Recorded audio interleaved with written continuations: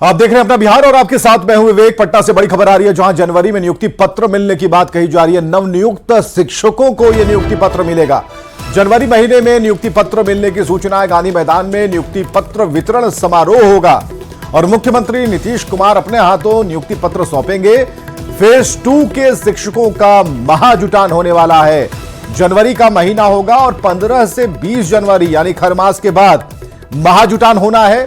करीब 80,000 शिक्षकों का महाजुटान होगा और जल्द ही शिक्षकों की सूची भी तैयार होगी। 1,22,000 पदों पर वैकेंसी निकली थी और करीब 80,000 अभ्यर्थी सफल हुए हैं। तो अब नियुक्ति पत्र बांटने की तैयारी चल रही है। खबर मिल रही है कि 15 तारीख यानी कि 15 जनवरी के आगे यह नियुक्ति पत्र देना सरकार शुरू कर देगी। हमारे साथ रजनीश मौजूद है। रजनीश, महाजुटान की तैयारी है, खबर क्या है? देखिए, चुनावी साल होगा 2024 और साल की शुरुआत में ही जो है सरकार जो है एक तरह से फिर इतिहास रचना चाहेगी और एक तरह से बिहार के लोगों को संदेश भी देना चाहेगी, जिसको लेकर गांधी मैदान ही एक तरह से जगह तैयार किया गया और गांधी मैदान में ही नियुक्ति पत्र दिया जाएगा। तो लगभग 80,000 जो सफल अभ्यर्थी हैं उनका महाजुटान होगा। इसके साथ साथ जो बिहार के 38 जिले हैं वहां पर भी जिला मुख्यालय में ये कार्यक्रम का आयोजन होगा। जिस तरह से TRE 1 में कार्यक्रम का आयोजन हुआ था समारोह का, उसी प्रकार से फिर से ये 16 से 20 जनवरी है। विवेक, हम बता दें 16 से 20 जनवरी है और इस बीच जो है मैं शिक्षा विभाग की तैयारी कर ली और CM नीतीश कुमार के साथ साथ डिप्टी CM और तमाम जो मंत्रीगण होंगे वहां मौजूद रहेंगे और बिहार के साथ साथ बाकी प्रदेश के जो अभ्यर्थी जो सफल हुए हैं, जिनकी अभी काउंसलिंग चल रही है, वो ये लेटर प्राप्त करेंगे और फिर स्कूल ज्वाइन करेंगे। विवेक, बहुत बहुत शुक्रिया तमाम जानकारियों के लिए। तो गांधी मैदान में नियुक्ति पत्र बांटा जाएगा और ये मुख्यमंत्री के हाथों होना है। तो 2024 चुनावी साल है और ऐसे में एक महाजुटान की तैयारी हो रही है। 15 से 20 जनवरी के बीच महाजुटान होगा और गांधी मैदान में एक बड़ा कार्यक्रम का आयोजन करके मुख्यमंत्री नियुक्ति पत्र बांटेंगे। जेडीयू के राष्ट्रीय अध्यक्ष बनने के बाद मुख्यमंत्री नीतीश कुमार पहली बार पटना पहुंचे हैं और पटना पहुंचते ही एयरपोर्ट पर पार्टी कार्यकर्ताओं ने जबरदस्त स्वागत किया है। कार्यकर्ताओं में जोश भी दिखा। कार्यकर्ताओं ने नीतीश कुमार को फूल मालाओं से लाद दिया और मुख्यमंत्री नीतीश कुमार ने भी कार्यकर्ताओं की भावनाओं का सम्मान करते हुए काफी दूर तक पैदल चले और हजारों कार्यकर्ताओं का अभिवादन स्वीकार किया। नीतीश कुमार के साथ पूर्व राष्ट्रीय अध्यक्ष ललन सिंह भी साथ थे। वहीं नीतीश कुमार को लेकर कार्यकर्ताओं ने कहा कि पार्टी में एक नया जोश आ गया है।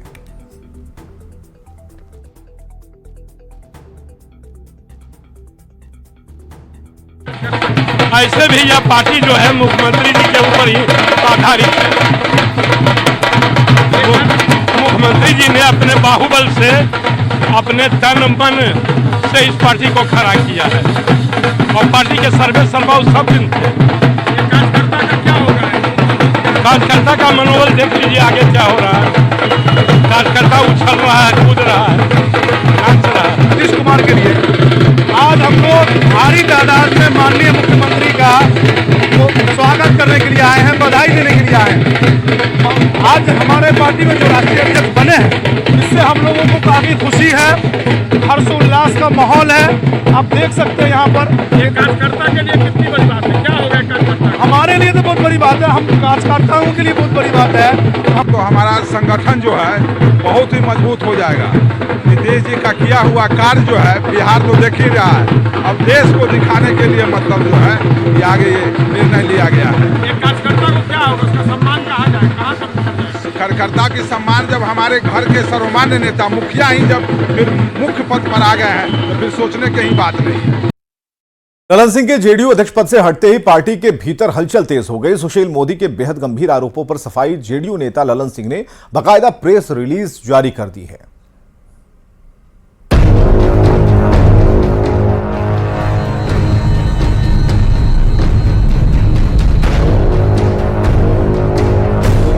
ललन सिंह जेडीयू के राष्ट्रीय अध्यक्ष के पद से हटे पर पीछे कई सवाल छोड़ गए। कयासबाजी का दौर लगातार जारी है। पार्टी की कमान अब नीतीश कुमार के पास है। ऐसे में नीतीश कुमार दिल्ली में ही दरबार लगाकर पार्टी नेताओं से लगातार मुलाकात कर रहे हैं, उनसे फीडबैक ले रहे हैं। हरियाणा से आए ओबीसी गर्जना सेना की तरफ से एक प्रतिनिधि मंडल से भी शनिवार को सीएम नीतीश कुमार ने मुलाकात की और हरियाणा में रैली के लिए उनसे समय मांगा। नीतीश कुमार ने 17 फरवरी को हरियाणा में रैली के लिए हामी भरी। बात भले ओबीसी गर्जना रैली की हो रही है, पर नीतीश कुमार की पार्टी जेडीयू को लेकर बीजेपी के बड़े नेता सुशील मोदी ने बहुत बड़ा आरोप लगा डाला है। सुशील मोदी ने कहा कि ललन सिंह जेडीयू के करीब 12 विधायकों को तोड़ने की तैयारी में थे। नीतीश कुमार को भनक लगी तो बाहर का रास्ता दिखा दिया गया। सुशील मोदी का बयान बाद में सुनाएंगे, लेकिन उससे पहले ललन सिंह ने जो प्रेस रिलीज जारी कर अपनी सफाई दी है वो देख लीजिए। ललन सिंह ने अपनी सफाई प्रकाशित कराकर लिखा है कि भ्रामक खबर से मेरी छवि धूमिल करने की कोशिश की गई। 20 दिसंबर को सीएम के साथ मैं दिल्ली में था। 20 दिसंबर को गुप्त बैठक की खबर गलत है। विधायकों के साथ कोई बैठक नहीं हुई है। नीतीश कुमार के साथ 37 साल पुराना संबंध है। सफाई ललन सिंह दे रहे हों, पर सुशील मोदी कहते हैं कि ललन सिंह का हटना खेल की शुरुआत हुई है, अभी बहुत कुछ होना बाकी है। सुनिए सुशील मोदी का बयान। बहुत कुछ होना बाकी है, थोड़ा इंतजार कीजिए। देखिए जदयू में सब कुछ ठीक ठाक नहीं चल रहा है, शांत रहो। महागठबंधन में है और नीतीश कुमार को पहली बार तो और पार्टी के राष्ट्रीय अध्यक्ष नहीं बनेंगे। पहले भी उनके पास सारे अधिकार थे। नीतीश कुमार गलतफहमी में है। जो इंडी गठबंधन है उनको वो प्रधानमंत्री पद का उम्मीदवार बना देगा। देखिए बीजेपी की सेहत पर कोई असर नहीं पड़ने वाला है। तो नीतीश कुमार का अति पिछड़ा वोट पूरी तरह से बीजेपी की तरफ खिसक चुका है और हमारे दरवाजे बंद हो चुके हैं नीतीश कुमार के लिए।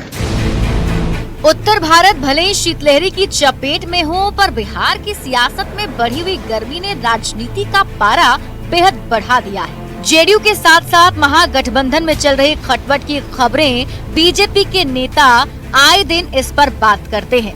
लालू प्रसाद से नजदीकियों की खबरों के बीच ललन सिंह का इस्तीफा और नीतीश कुमार के एक बार फिर जेडीयू अध्यक्ष का पद संभालने के साथ ही पार्टी में बढ़ी सरगर्मी को लेकर भी कई तरह के कयास लगाए जा रहे हैं। Bureau report, news 18। आज पटना में बिहार बीजेपी की बैठक आयोजित की गई थी और बैठक के बाद विधान परिषद के नेता प्रतिपक्ष हरि सैनी ने कहा कि संगठन मजबूती को लेकर गहन मंथन किया गया है। पूर्व उप मुख्यमंत्री तारकिशोर प्रसाद ने कहा कि इस बैठक में संगठन मजबूती और लोकसभा चुनाव को लेकर खास चर्चाएं हुई। चुनावी मौसम है, दुनिया जानती है कि बादल आया है तो कुछ न कुछ बारिश होगी। हम यहाँ जमा हुए हैं तो 2024 की सफलता कैसे मिले इस पर चर्चा हुई। और अभी राम मंदिर, अरे भाई ये हम लोग कहते थे कि मंदिर वहीं बनाएंगे, लोग कहते थे कि तारीख नहीं बताएंगे। अब हम लोग कहते हैं कि मंदिर भी बनाए हैं, दर्शन भी कराएंगे। तो अब उस योजना में है अधिक से अधिक लोग दर्शन वहाँ कर सके। नहीं, देखिए भारतीय जनता पार्टी का दरवाज़ा पूरे तौर पर नीतीश कुमार जी के लिए बंद हो चुका है, क्योंकि जिस प्रकार से लगातार उन्होंने कई बार भारतीय जनता पार्टी के विश्वास को विश्वासघात के रूप में बदला है, अब उनकी कोई गुंजाइश नहीं है। हम सब इस तरह की राजनीति नहीं करते हैं कि जब गठबंधन बनाए और भरोसे के साथ और उनको हम सबों ने नेतृत्व दिया, लेकिन जिस प्रकार से अचानक हट जाना और ये सारी जो परिस्थितियां पैदा हुई उसके लिए वो जिम्मेदार है। वो और हालत तो ये है कि नीतीश कुमार जी न एनडीए के हैं न इंडिया के हैं। इधर केंद्रीय गृह राज्य मंत्री नित्यानंद राय ने नीतीश कुमार के एनडीए में आने के सवाल पर कहा कि नीतीश कुमार का कोई भविष्य नहीं है। नीतीश कुमार के लिए भारतीय जनता पार्टी के दरवाजे बंद हुए। बिहार की राजनीति यही है कि 40 की 40 सीट माननीय प्रधानमंत्री जी के लोकप्रियता, नाम और उनके काम और उनके भगीरथ प्रयास से जो विकास की गंगा बह रही है, भारतीय जनता पार्टी जीतेगी। नीतीश जी का कोई भविष्य नहीं है।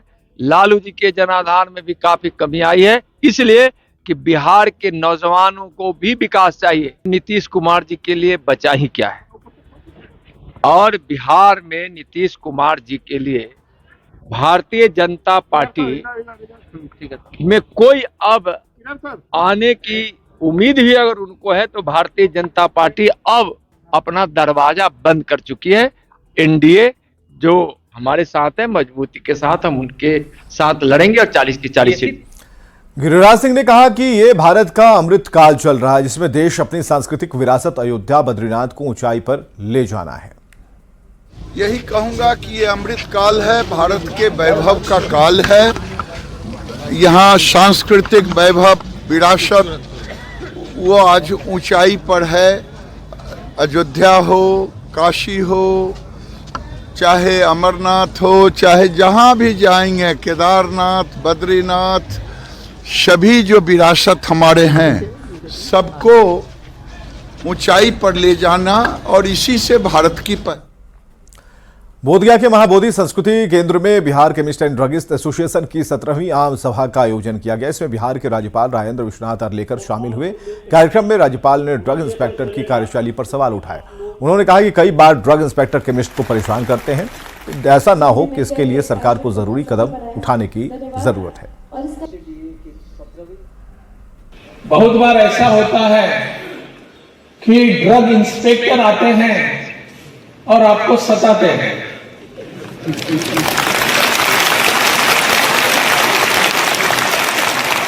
मैंने देखा है ऐसा, इसलिए मैंने कहा, और बहुत बार ऐसे मेरे मित्र भी कुछ जो केमिस्ट हैं वो भी मुझे बताते हैं कि आकर हमको जो भी हमारे पास नहीं है उस पर बाद में उसकी एक्सपायरी डेट के बारे में कुछ करना और कुछ सब कुछ बातें चलती रहती हैं।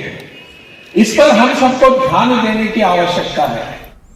पटना के राजीव नगर में साइकिल चोरी के आरोप में गिरफ्तार आरोपी की मौत का मामला तूल पकड़ता जा रहा है। मामले में उच्च स्तरीय जांच शुरू हो गई है। दारोगा कृष्ण कुमार, ट्रेनी दारोगा काजल कुमारी और सिपाही ब्रजकिशोर प्रसाद को निलंबित कर दिया गया है और साथ ही इनके खिलाफ विभागीय कार्रवाई चलाने का भी फैसला लिया गया है। जांच के क्रम में जो लोग भी दोषी पाए जाएंगे उनके खिलाफ कार्रवाई तय मानी जा रही है।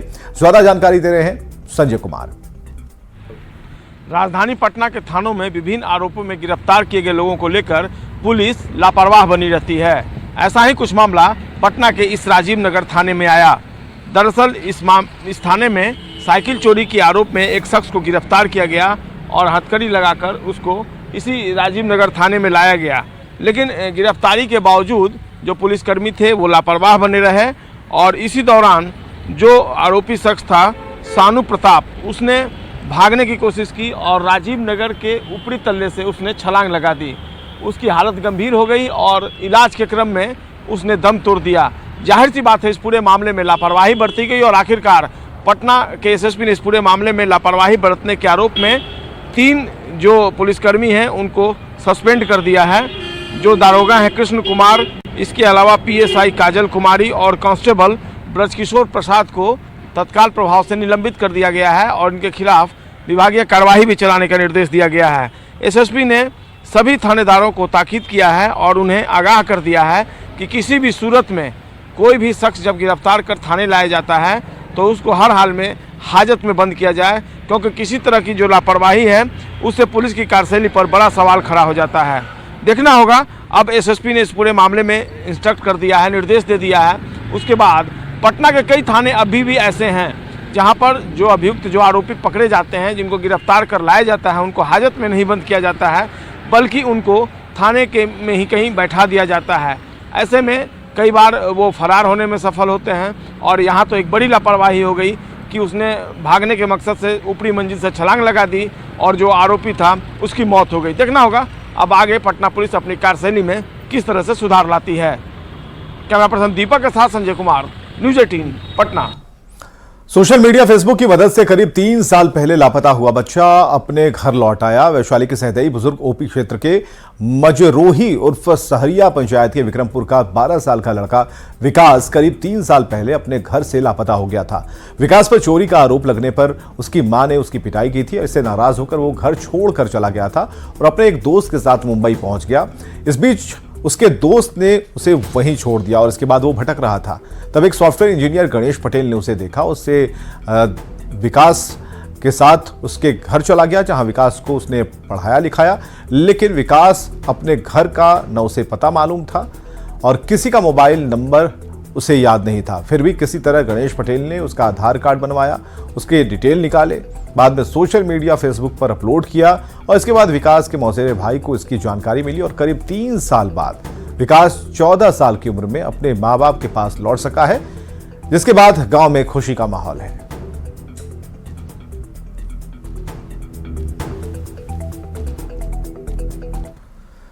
उत्तर बिहार में कड़ाके की ठंड पड़ रही है। लगातार पछुआ हवा से कनकनी बढ़ गई, इससे लोगों का जीना मुहाल हो गया है। मुजफ्फरपुर में भी लोगों को परेशानियां झेलनी पड़ रही हैं। खासकर मजदूर और सड़क पर दिन रात गुजारने वालों को बहुत तकलीफ हो रही है। लोग अलाव के सहारे समय काट रहे हैं। जायजा लिया प्रियांक सौरभ ने। में कड़ाके की ठंड पड़ने लगी है, शीतलहर जो है वह चलने लगा है, जिससे कहीं ना कहीं लोगों को काफी परेशानी होने लगी है। जो स्थिति है आप देखेंगे, जो शीतलहर की स्थिति है, लोग अलाव के सहारे जीवन यापन कर रहे हैं। मुजफ्फरपुर में आप देखेंगे रोड के किनारे तमाम लोग जो हैं वह अलाव जलाकर यहाँ पर बैठे हुए हैं। क्या नाम हुआ आपका? ममता देवी। आग सेक रहे हैं, ठंडा बहुत बढ़ गया है क्या? ठंडा बहुत लग रहा है। कहाँ रहते हैं? हम कंपनी बाग में नगर निगम के गेट पर है। गेट पर बाहर रहते हैं? बाहर रहते हैं। दिव्यांग है, ठंड में काफी परेशानी होती होगी। ठंड है। सरकारी सहायता वगैरह कुछ मिलता है कि नहीं आपको? ना, अभी नहीं मिल रहा है कुछ। रोड पर ही रहते हैं? रोडे पर रहते हैं, मांग चांग के खाते हैं यहाँ पर। क्या स्थिति है ठंड का? बहुत ज्यादा पड़ने लगा है, 2 दिन से ज्यादा बढ़ गया। तो क्या काम करते हैं? हम तो मजदूरी करते हैं। मजदूरी करते हैं। काम हो पाता है ठंड में? कैसे काम हो पाएगा? नहीं हो पा रहा है ना। तो यहाँ आग सेक रहे हैं? हाँ, सेक रहे हैं। लकड़ी की व्यवस्था की क्लास जाते हैं? जी जा रहे हैं, क्लास चल रहा है। अभी यहाँ पर आग सेक रहे हैं आप? बस क्रॉस कर रहे, देखिए आग जला हुआ तो रुक गए, आग सेक लेते हैं। बहुत ज्यादा ठंड है। कहाँ घर हुआ आपका? यही मुजफ्फरपुर के रहने वाले। जी। क्या नाम हुआ आपका? सुप्रीम कुमार। क्या करते हैं? त्रिपाल पन्नी का दुकान है, कंपनी वाला। दुकान चलाते हैं। ठंड बढ़ गई है तो यहाँ पर आग सेक रहे हैं। ग्राहक वाग ठंड में है नहीं तो आग नहीं आ रहे हैं ठंड में, नहीं दिक्कत हो रही है।